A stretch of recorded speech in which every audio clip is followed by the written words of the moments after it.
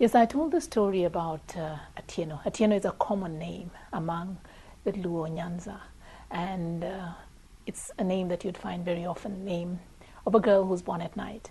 And I specifically spoke about that at the time of independence. A poem was written, a poem that I learned when I was in high school. It was entitled Atieno Yo. And this story tells of a young lady who drops out of school or doesn't get much schooling because she's not a priority for schooling. And she works as a house help or as a domestic worker in the home that she lives. And usually this happens all over, I believe, Sub-Saharan Africa and in Kenya. And she's probably related to the people she's working for, earns very little, and most of the money that she earns probably goes back to help her family back home who don't have much money, hence the reason for her dropping out of school or not being able to complete her education. Lives in conditions that are less than ideal, probably gets very little to eat. And somewhere in her early teenage, she ends up getting pregnant. As a result of this pregnancy, she dies of postpartum hemorrhage or bleeding after delivery and leaves a young daughter who will likely live exactly the same kind of life that she has lived.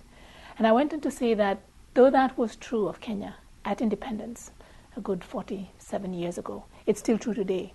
But that Atieno today is not only burdened of the challenges of dying at childbirth, she also has to contend with infectious diseases like HIV. She will likely also have HIV or acquire TB. Her child is likely to die and not even repeat her life because they may die of diarrheal diseases or other infections that would plague this child, especially if born to an HIV-positive mother who may not get care, and the child could also be HIV infected themselves.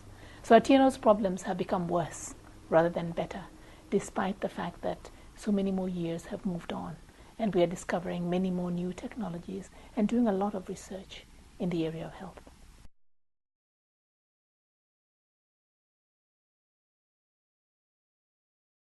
Her life could be made different because she would have more choices. She may not necessarily have the choices about education, or her life may not be made better about the chances for her getting a better education. But if she has an option, and microbicides could put a tool, an effective microbicide would put a tool in the hands of women that made them have decisions about whether they could possibly get infected or not. The female condom has not been made widely available and does still require some element of male cooperation. The male condom is male dependent.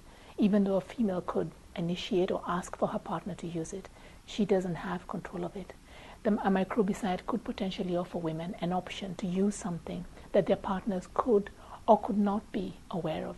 It offers the opportunity for covert use when negotiation or an acceptance of the product is not possible, and therefore could provide women with the option of protecting themselves from acquiring HIV.